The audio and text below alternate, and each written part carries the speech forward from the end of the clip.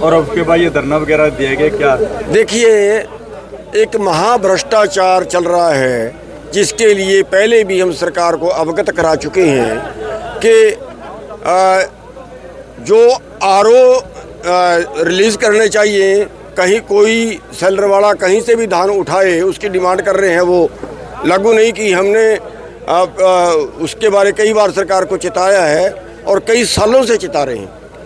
तो होता क्या है, जब एक सेलर वाला का मतलब अपनी मंडी से ही धान उठाएगा और बाहर का सेलर वाला वहाँ से नहीं उठा पाएगा, तो जहाँ सेलर जो है वो कम है और धान ज़्यादा है तो वहाँ वो ब्लैक करते हैं। और ब्लैक करने के पीछे उनकी एक कहानी ये भी है कि जो वो आगे एफसीआई को चावल देते हैं वो 12,000 रुपये पर ट्रक उनको रिश्वत देनी पड़ती है एक ट्रक चावल सरकार को बेचने की, लाने की। दूसरा, वो ये पड़ गया 30 रुपये क्विंटल करीब मोटे तौर पे। दूसरा, जो एफसीआई जो ये डीएफएससी है, 6 रुपये कट्टा से 10 रुपये कट्टे के बीच डीएफएससी की सेटिंग है जो शेल्टर वाले को देनी पड़ती है। ये पड़ गया करीब 20 रुपये क्विंटल। 2 रुपये से 5 रुपये मंडी के जो कर्मचारी हैं, जो मंडी के वो होते हैं, उनकी फीस है, वो पड़ गई करीब 10 रुपये क्विंटल। यानी 60 रुपये क्विंटल का उनको ये खर्चा पड़ गया। अब वो 60 रुपये का खर्चा वो हमारे से काटते हैं, वो मार तो हमारे ऊपर ही पड़ेगी, किसान पे ही पड़ेगी ना। और उसके अलावा फिर वो 60 और का भी टांका लगाते हैं। इसका उनका पूल तोड़ना चाहिए। उनके पूल तोड़वाने के लिए का रास्ता ये है कि कहीं का शेल्टर वाला कहीं से भी खरीदे। सरकार को तो 67 किलो चावल चाहिए, जो सरकार मान नहीं रही। एक बात तो ये, जो आज वाला मैटर था वो ये था कि हमने पिछले साल हमारी दुकान से, जो वहाँ का शेल्टर वाला है, उसने कोई धान नहीं उठाया। बाकी दुकानों से पूरा 100% पिछले साल भी उठाया, अब के बार भी उठा रहा है। उनसे कट लेता है, हम कट देते नहीं हैं। हमने जो है वो पेहवे का शेल्टर वाला है विधाता, उससे हमने कहा था, वैसे तो हमने प्रशासन को ये कहा था कि जिसको उठा सकते उठाओ, हमारी दुकान पे 17 मोस्टर का धान उठवाओ। नहीं उठवाया तो हमने उससे पिछले 26 तारीख को आरओ अप्लाई करवाया था, जो कल तक यानी 14 तारीख तक इशू नहीं किया गया। और धान का बुरा हाल, कई दिन धान ट्रैलियों में रखना पड़ता है, क्योंकि आगे जगह नहीं है, आगे फड़ नहीं है, सुखाने की जगह नहीं है, उठाने की जगह नहीं है, उतारने की जगह नहीं है। 7 ट्रालियां हमारी अपनी, मोटे तौर पे 20 एकड़ का धान हमारा अपना, जो वहाँ पे ट्राली आज खड़ी थी आपने देखी भी होगी, वो बिल्कुल काला हो गया, ध्वस्त हो गया। और मतलब देख के जो है ना वो दिल जलता है। और ये जो पोजीशन है, इसके सारे के जिम्मेवार डीएफएससी है, यहाँ का डीसी है। और परसों भी मैं मिला था, उन्होंने नहीं सुनवाई की। कल 3 बजे के बाद धरने में बैठ गए थे।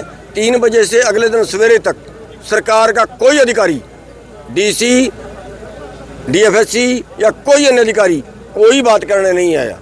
और आज जब सवेरे लफड़ा हुआ, फिर वो मिनटों में आरओ भी लागू हो गया। 5 दिन से ट्रालियां भरी खड़ी थी। कल रात को एक ट्राली खाली करवाई और गाड़ी रोकी हुई थी। जिस दुकान की 5 दिन गाड़ियां ना उतरें, उस पर ट्रांसपोर्टर गाड़ी नहीं भेजेगा। तो ये हाल आप देख सकते हैं, सीजन के अंदर इन्होंने हमारा कितना लहू पिया।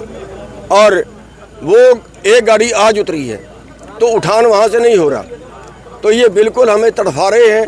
तो आज जो हुआ है और वो तो फिर एक मतलब एक ये कह लीजिए कि एक इशारा है, और जो क्रोध है लोगों का वो पनप रहा है। सर, अभी क्या फैसला लिया गया? अभी जो फैसला लिया गया है, अभी ये फैसला लिया गया है, प्रशासन बहुत रिक्वेस्ट कर रहा था कि आज का दिन टालो। हम धरने पे बैठने जा रहे थे अनिश्चितकाल के लिए, तो आज उन्होंने रिक्वेस्ट की है। और इनकी रिक्वेस्ट के ऊपर और लोगों का काम देखते हुए कि धान का सीजन है, 25 तारीख को हमारी स्टेट की मीटिंग होगी।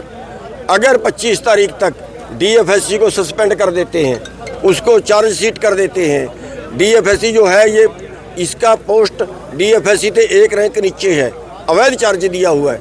इसके ऊपर कोई नया DFSC लगाते हैं। 2 मांग है, DFSC नया लगाए, इसको चार्जशीट करें, इसको सस्पेंड करें और जो RO है वो खुले करें हमेशा के लिए। आगे की क्या रणनीति? इन मांगों के ऊपर 25 तारीख को मीटिंग है। अगर 25 तक ये सॉल्व होता है तो ठीक है, और वरना 25 तारीख को आगे कोई बड़ी कॉल फिर जो है वो दी जाएगी, जिसमें आर पार का आंदोलन किया जाएगा। सभी मंडियों में ऐसी स्थिति तो देखने को मिल ही रही है, जाम लगे हुए हैं हर जगह पे, मंडी दान खरीदी नहीं जा रही। उसी का ये इशारा है, उसी के लिए जो है आज का आंदोलन था। और अब भी हम सरकार को चेतावनी देते हैं कि लोगों में इतना गुस्सा मत पन पाइए कि कल और इससे बड़ी दुर्घटना हो। 25 तारीख को जो मीटिंग हुई है, राज्य स्तरीय मीटिंग बुलाई गई है। 25 को राज्य स्तरीय मीटिंग है। आपके खिलाफ मामला दर्ज किया गया, इस पे क्या कहेंगे? देखिए, मामले तो पहली बात तो ये है कि मेरे खिलाफ तो 18, 20 अब भी दर्ज हैं, 7-8 में वारंट आ रहे हैं। ठीक है, मामले तो दर्ज ये होते ही रहते हैं। मामले दर्ज को क्या करेंगे मेरा ये? मैं तो कहता हूँ अरेस्ट करना भी करिए, आया हुआ हूँ, करें ना ये। तो वो भी जो है वो देखेंगे 25 तारीख में उसका अगला फैसला लेंगे।